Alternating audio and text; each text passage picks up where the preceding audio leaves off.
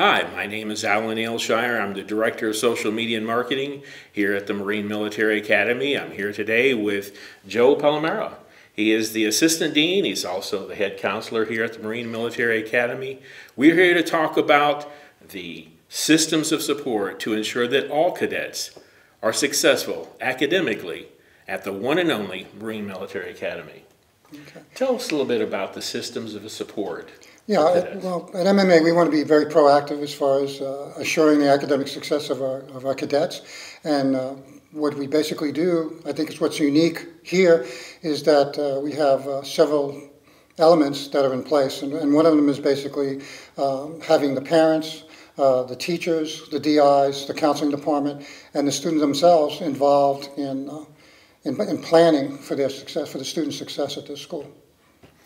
Tell us about that. How does that work? How do these different groups all work together to focus on each and every student? Well, one of the ways that we do this is that we have put together an intervention plan.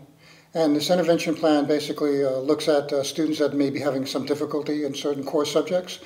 And what we do is we have a committee, and this committee is composed of the parent, the teacher, the DI, the counseling department, myself, and the student themselves. And what we do is we come together and we look at if a student is having some difficulty in a certain area, we put together an intervention plan. And how this intervention plan works is that first I basically look at the history of the student's academics throughout, from elementary school all the way up to him coming to our school. So I kind of look at a pattern, see how successful they are in their subjects, if there's any types of weaknesses that they may have, that we can address this during this plan. Also, I would get together with the teachers and I would ask them, okay, and during your interaction with the students in the classroom, what students do you feel are having certain difficulties, and in what particular areas are they having these difficulties? With the parents, obviously, I've kind of asked them, says, usually you know the student better than anybody, and I'll say, looking at their academic history, where do you think that they have certain concerns, what subject they would have a concern with? The students, obviously, I interview, they're going to tell me, where they feel they have weaknesses and strengths. The DIs are a very intricate part of this, because basically, as you know, this is a boarding school. So unlike a public school where they have the student for X amount of hours, we pretty much have those, the students for 24/7. So that gives us, a great advantage as far as looking at the difficulties that these students are having and implementing, proactive plans for them.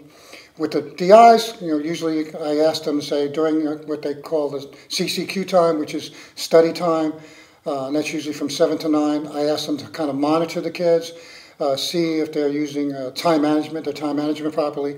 Are they having some kind of difficulty in studying, these subjects? So I'm looking at study skills, I'm looking at time management skills, looking at even motivation. So these are things that I can address as a counselor individually with the students.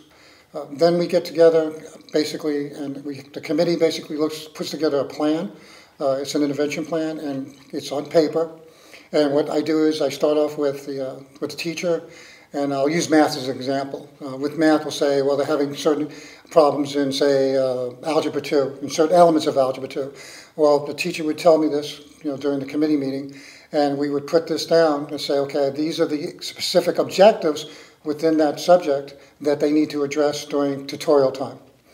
With the DIs, I'll go, okay, during the study time, okay, how well is the student, doing his homework? Do you feel that he's having difficulty with his homework?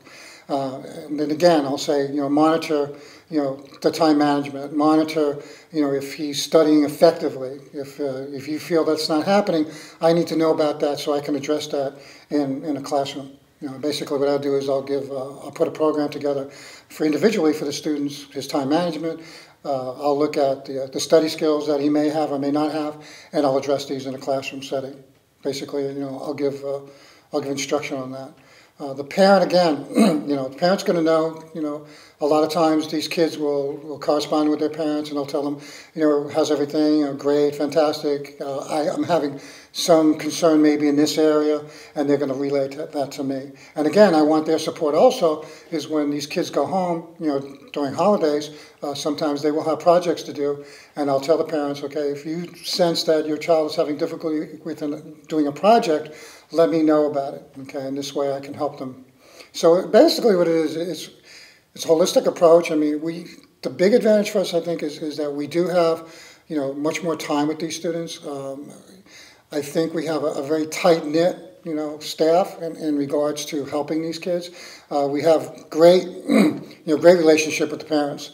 I mean, we emphasize every time we have meetings with the parents, we emphasize the importance, of their role in the academic success of their children. So they're very much a part of the MMA family as far as, guaranteeing the academic success of their kid. Can you talk for a minute about a typical day for a cadet, to include, their academic classes and then the tutorial time? Why is that in place? How does it work?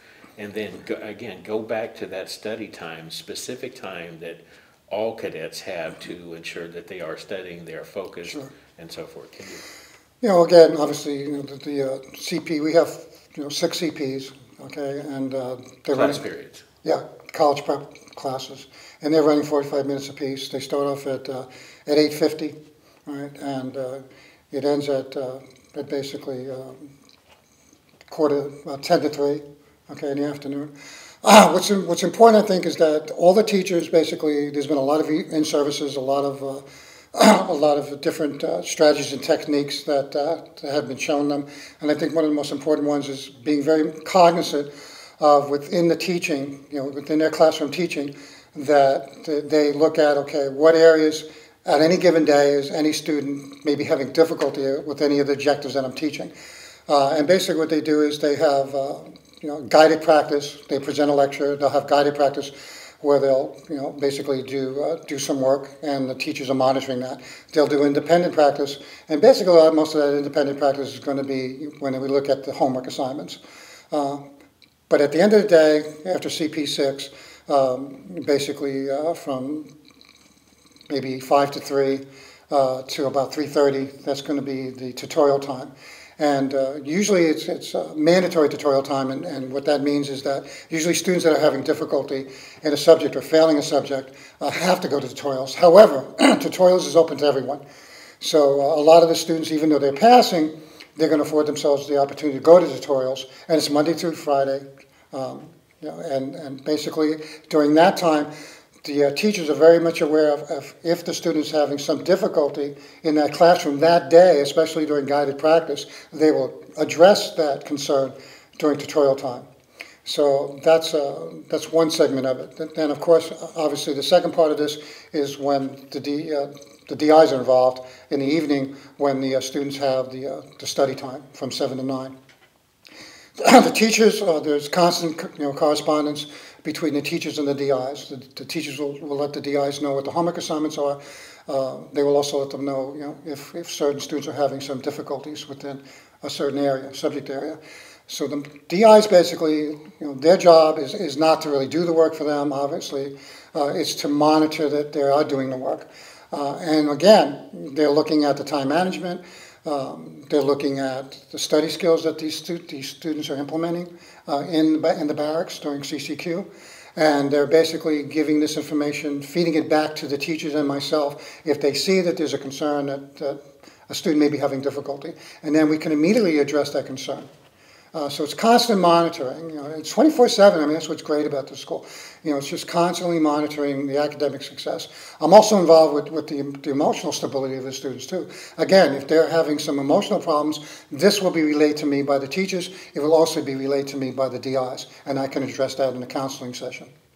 Well, it really sounds fantastic. Just how many different measures, different proactive measures we have in place to ensure that all cadets are successful. Yeah, Fantastic. this is a very unique place. I mean, I've been in public school education for close to 30 years, and there's nothing like this that exists in the public school. I mean, this type of interaction, this type of dedication and intensity that we have towards our cadets in making sure that, basically that, we build, what we're really building here is the leaders of tomorrow in all aspects. Personality, character, obviously academics is an intricate part too. So we look at the whole, it's very much a holistic approach, and we have this opportunity because of the way we're set up to afford this opportunity for our kids to be very successful in all aspects of life. Now, I know that each company has an academic cadet that's focused also on the academics. Can you tell us a little bit about the systems of support at the barracks? I mean, you already mentioned the drill instructors, the DIs.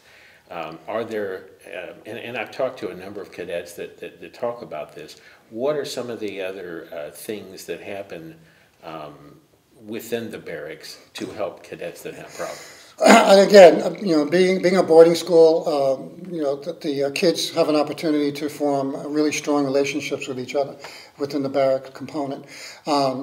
Again, they put together a lot of study groups for themselves.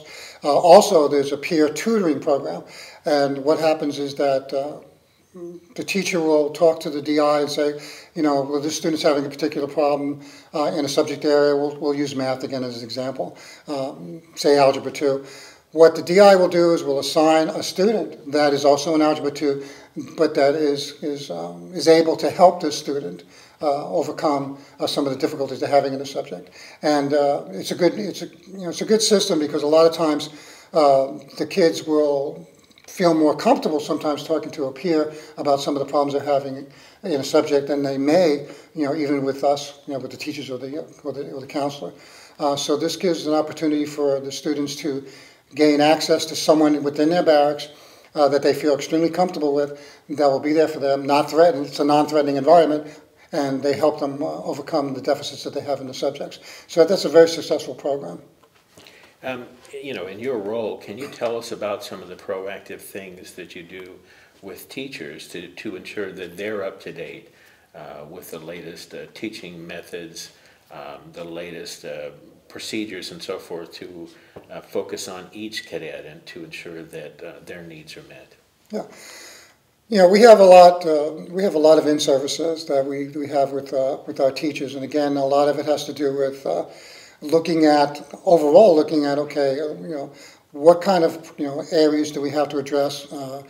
We look at academic strategies and techniques that may be unique to our students being here. Of course, obviously, one of the things that we run into, I think, initially is that when a student first comes here, obviously this is a new environment. There is some anxiety. It usually lasts maybe a couple of weeks. And then again, I make the teachers very much aware of the emotionality of these students. Okay, this is what you may be seeing. This is how you overcome that. This is the type of strategy that you utilize to make the kids feel more comfortable initially within the first couple of weeks of being in a totally new environment.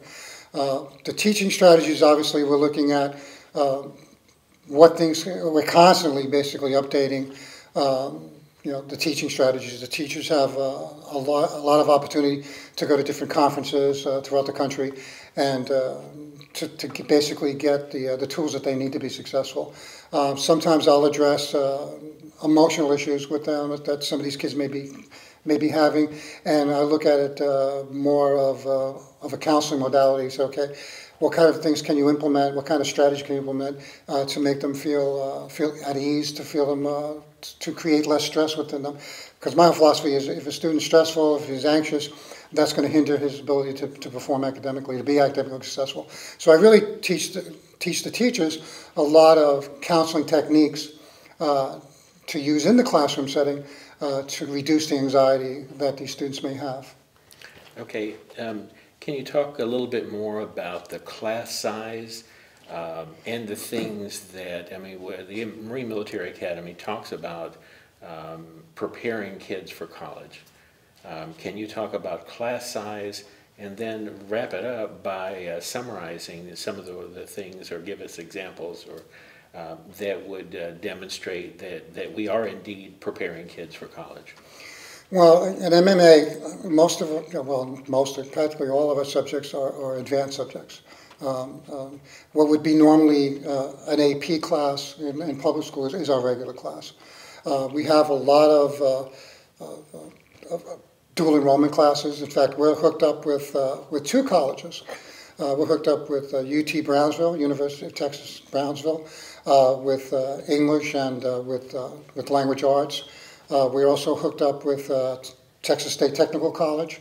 We're hooked up with them with automotive maintenance. We have digital media. We have aviation maintenance with them, and we also have automotive technology with them.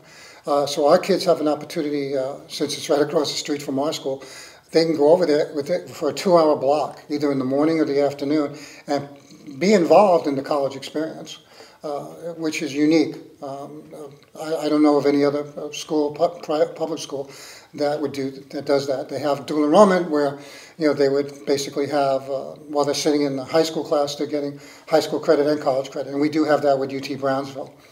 So again, the kids can basically have well over a year of college under their belt when they leave MMA, if they're here for the 11th and 12th grade. So that gives them a big jump start as far as their college is concerned. The class size, again, if it's around 10 to 1, so it's almost like private tutoring. I mean, our teachers are very much aware of the strengths and weaknesses of every student that they have. Unlike public school, unfortunately, where they may have 30 kids, 35 kids, 40 kids in a classroom, as good as those teachers may be, they just don't, they don't have the time to basically learn every strength and weakness that their students may have.